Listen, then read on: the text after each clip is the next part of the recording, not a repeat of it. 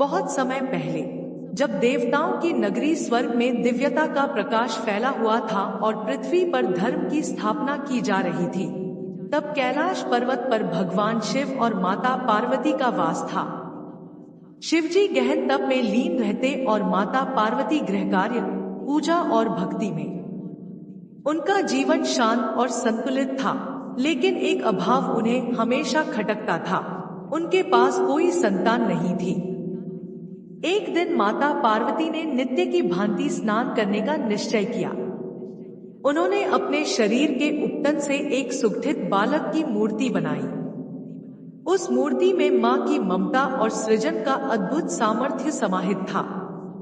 मां पार्वती ने उस मूर्ति में प्राण डालने के लिए देवी शक्ति का आह्वान किया, और तभी वह मिट्टी का बालक जीवंत हो उठा। माता पार्वती ने उसे स्नेहपूर्वक नाम दिया, गणेश। वे बोली, वत्स, मैं स्नान को जा रही हूं। जब तक मैं बाहर न आऊं, तब तक कोई भी भीतर प्रवेश न करे, चाहे वह कोई भी हो। गणेश जी ने हाथ में डंडा लिया और दरवाजे पर वीरता से खड़े हो गए। कुछ समय बाद भगवान शिव पधारे। उन्होंने द्वार पर खड़े बालक से भीतर जाने की अनुमति मांगी। गणेश जी बोले, माता के आदेश अनुसार कोई भी भीतर नहीं जा सकता। शिवजी आश्चर्यचकित हुए। एक छोटा बालक उन्हें रोक रहा था। उन्होंने समझाने का प्रयास किया, परंतु बालक टस से मस न हुआ। यह देखकर शिवजी का क्रोध भड़क उठा। देवताओं को बुलाया गया। बृहस्पति ने समझाया, इंद्र ने धमकाया, पर वह बालक पर्वत की तरह अड़िग खड़ा रहा।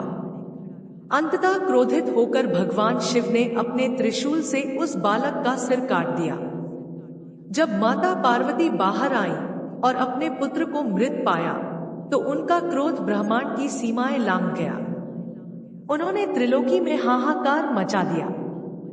देवताओं को चेतावनी दी गई, यदि मेरे पुत्र को पुनर्जीवित नहीं किया गया, तो सृष्टि नष्ट हो जाएगी।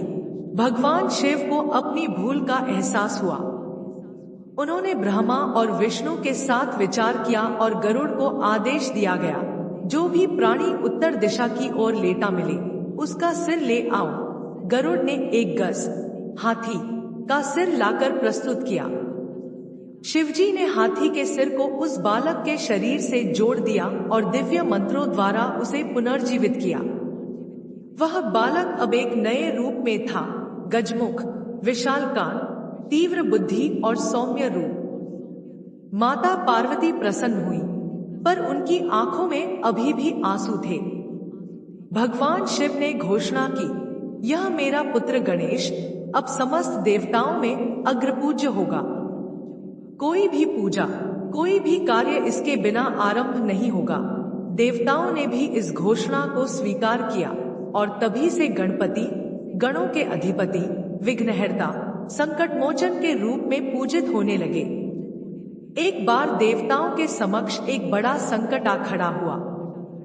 एक असुर, अंधकासुर, जिसने घोर तप करके वरदान पाया था कि वह केवल अपनी माता पिता के पुत्र से ही मारा जा सकेगा, त्रिलोक में उत्पात मचा रहा था। शिव, विष्णु और ब्रह्मा भी उस असुर से सीधे युद्ध नहीं कर सकते थे। गणेश जी ने माता पिता से अनुमति ली और अपने वाहन मूषक पर सवार होकर अंधकासुर के नगर पहुंचे। युद्ध हुआ, महान, उग्र और रोमांचकारी। गणेश जी ने अपने एक दंत से असुर के अस्त्र को काटा और अपने पाश से उसे जकड़ लिया। अंधकासुर ने जब देखा कि उसे हराया गया है, तब उसने प्रार्थना की, हे देव, मुझे मोक्ष दीजिए। गणेश जी ने उसे क्षमा कर तप करने का आदेश दिया और सृष्टि से उसका आतंक समाप्त किया।